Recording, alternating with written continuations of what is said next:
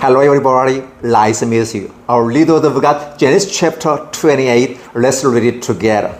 So Isaac called for Jacob and blessed him and commanded him to marry a Canaanite woman. Go at once to Padan-aram, to the house of your mother's father Phutuel. Take a wife for yourself there, from among the daughters of Laban, your mother's brother. May God Almighty bless you and make you fruitful and increase your number until you become a community of peoples. May He give you and your descendants the blessing given to Abram, so that you may take possession of the land where you now live as an alien, the land that God gave it to Abram.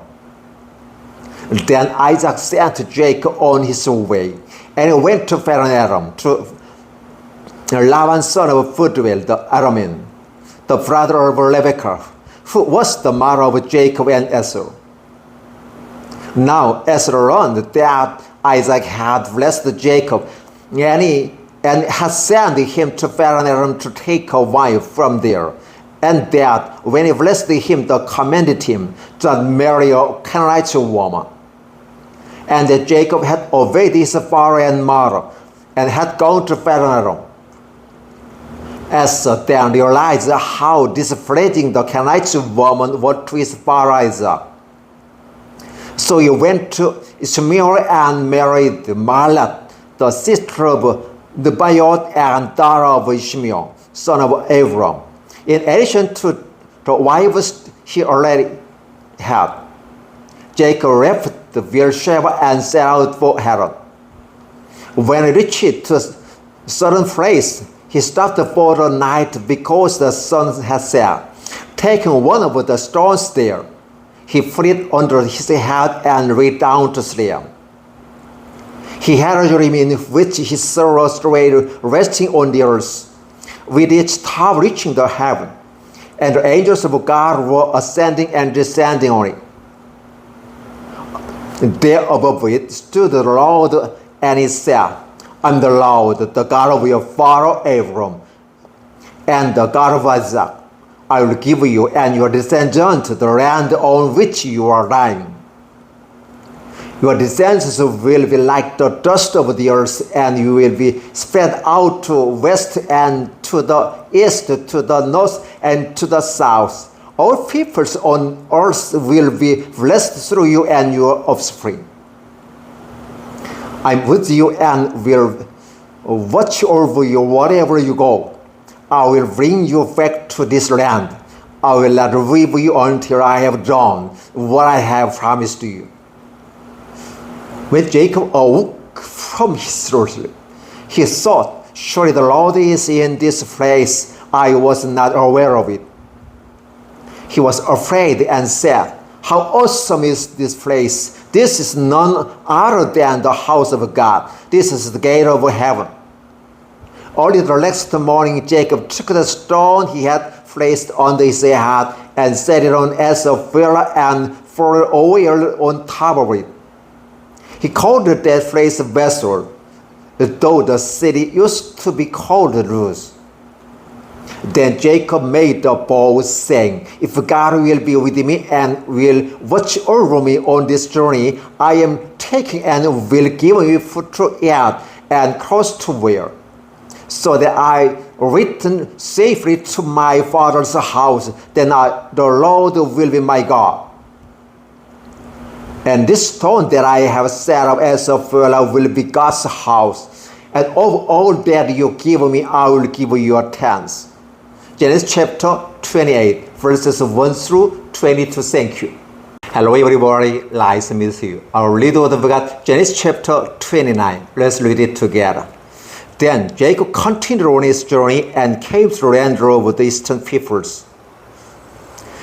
There he saw a well in the field with 3 flocks of sheep lying near it, because the flocks were watered from the well. The stone over the mouth of the well was large.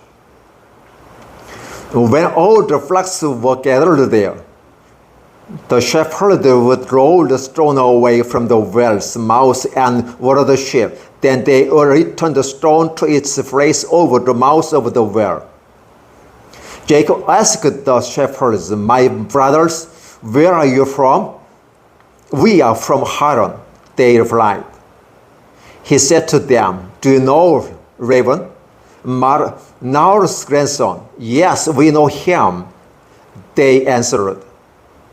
Then Jacob asked them, "Is he well?" "Yes, he is," they said. "And here comes his daughter Rachel with the sheep." "Look," she said, "the sun is still high. It is not time for the flocks to be gathered. Water the sheep and take them back to pasture." "We can't," they replied, "until all the flocks were gathered and the stones has been rolled away from the mouth of the well. Then he will water the sheep."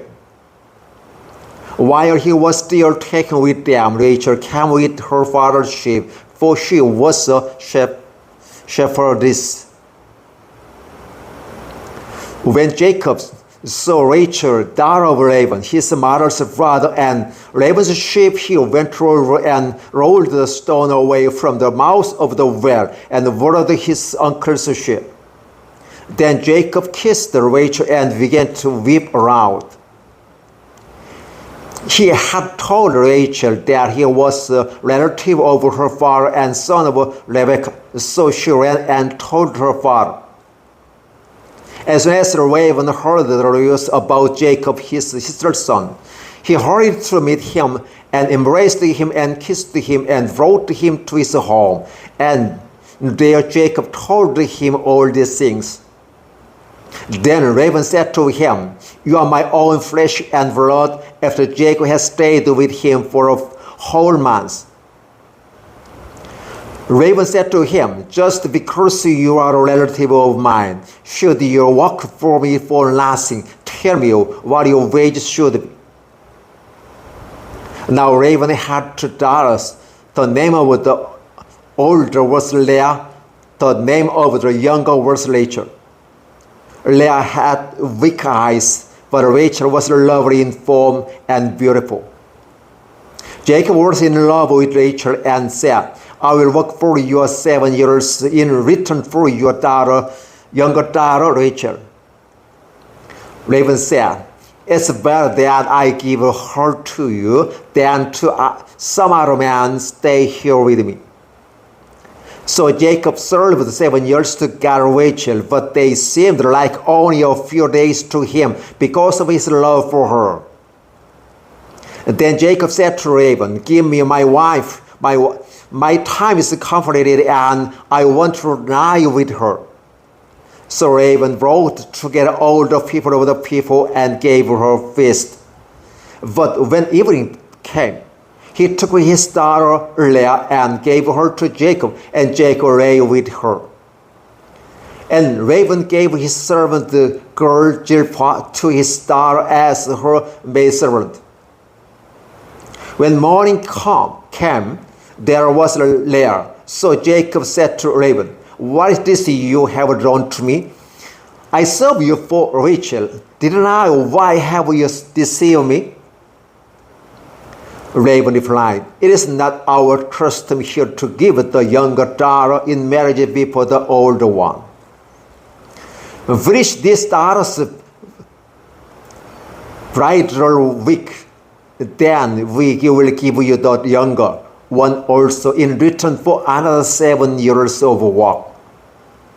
And Jacob did so. He finished the week with Leah, and then Laban gave him his daughter Rachel to be his wife. Laban gave his servant girl Bilhah to his daughter Rachel as her maidservant. Jacob lay with Rachel also, and he loved Rachel more than Leah, and he worked for Laban another 7 years. When the Lord saw that Leah was not loved, he opened her womb, but Rachel was barren. Leah became pregnant and gave birth to a son. She named him Reuben, for she said, "It is because the Lord has seen my misery. Surely my husband will love me now."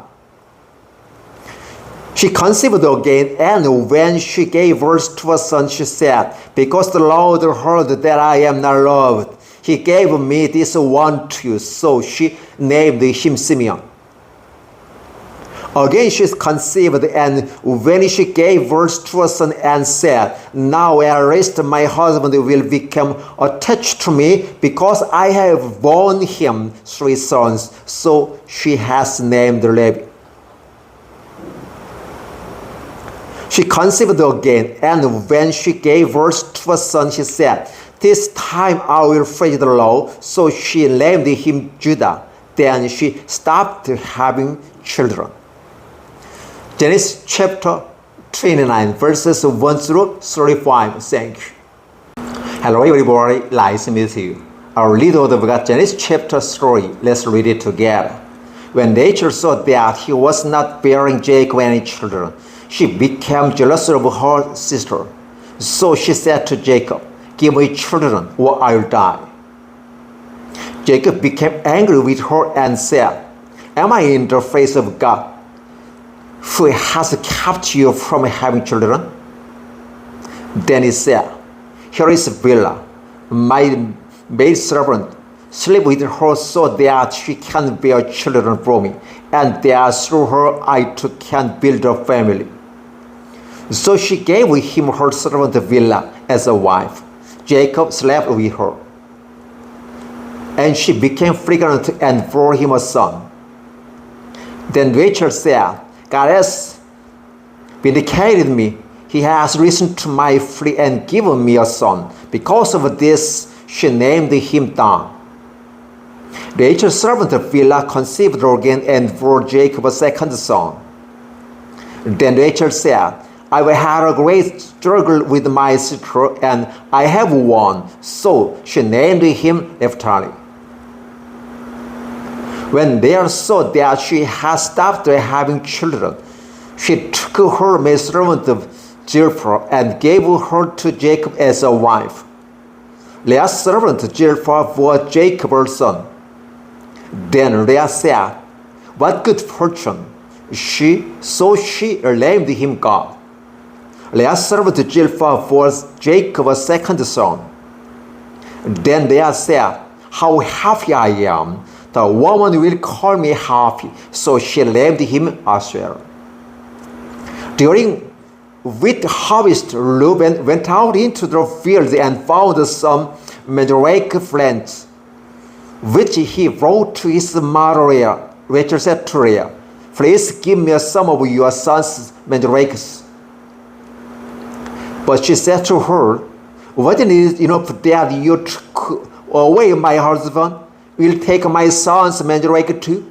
Very well, Rachel said, he can sleep with you tonight in return for your son's mandrakes. So when Jacob came in from over fields that evening, Leah went out to meet him. You must live with me, she said. I have hired you with my son's mandrakes. So he slept with her that night. God listened to Leah, and she became pregnant and bore Jacob 5 sons. Then Leah said, God has rewarded me for giving my maidservant to my husband. So she named him Issachar. Leah conceived again and bore Jacob a 6th son. Then Leah said, God has blessed me with a precious gift. This time my husband will treat me with honor, because I have borne him 6 sons. So she named him Zebulun. Some time later, she gave birth to a daughter and named her Dinah. Then God remembered Rachel. He listened to her and opened her womb. She became pregnant and gave birth to a son and said, God has taken away my disgrace. She named him Joseph and said, may the Lord add to me another son. After Rachel gave birth to Joseph, Jacob said to Laban, send me on my way so I can back to my own homeland. Give me my wives and children, for whom I have served you, and I will be on my way. You know how much work I have done for you." But Laban said to him, "If I have found favor in your eyes, for this day I have learned by divination that the Lord has blessed me because of you." He added, "Name your wages, and I will pay them." Jacob said to him, "You know how I have worked for you and how your livestock has fared under my care. The little you have before I came has increased greatly, and the Lord has blessed you wherever I have been. But now when may I do something for my own household?" "What shall I give you?" he asked. "Don't give me anything," Jacob replied. "But if you will do this one thing for me, I will go on tending your flocks and watching over them. Let me go through all your flocks today and remove from them away speckled or spotted sheep, every dark-colored lamb, and every spotted or speckled goat. They will be my wages. And my honesty will testify for me in the future. Whenever you check on the ways you have faith, any goat in my possession that is not speckled or spotted, or my ram that is not dark-colored, will be conceived stolen." "Agreed," said Laban. "Let it be as you have said." That same day, he removed all the male goats that were streaked or spotted, and all the speckled or spotted female goats, all that has white on them, and all the dark-colored lambs, and he placed them in the care of his sons. And then he put a 3 days journey between himself and Jacob, while Jacob continued to tend the rest of the Laban's flocks. Jacob, however, took fresh cut branches from poplar, almond, and plane trees and made white strips on them by felling by the bark and exposing the white inner wood of the branches. And then he placed the filled branches in all the watering troughs, so that they would be directly in front of the flocks when they came to drink, when the flocks were in heat and came to drink. They made it in front of the branches, and they were young that were streaked or speckled or spotted. Jacob set apart the young of the flock by themselves, but made the rest face the streaked and dark-colored animals that belonged to Laban. Thus he made separate flocks for himself and did not put them with Laban's animals. Whenever the stronger females were in heat, Jacob would place the branches in the troughs in front of the animals, so that it would mate near the branches. But if the animals were weak, he would not place them there. So the weak animals went to Laban, and the strong ones to Jacob. In this way, the man grew exceedingly prosperous and came to own large flocks, and maidservant and manservant, and camels and donkeys. Genesis chapter 3, verses 1 through 43. Thank you.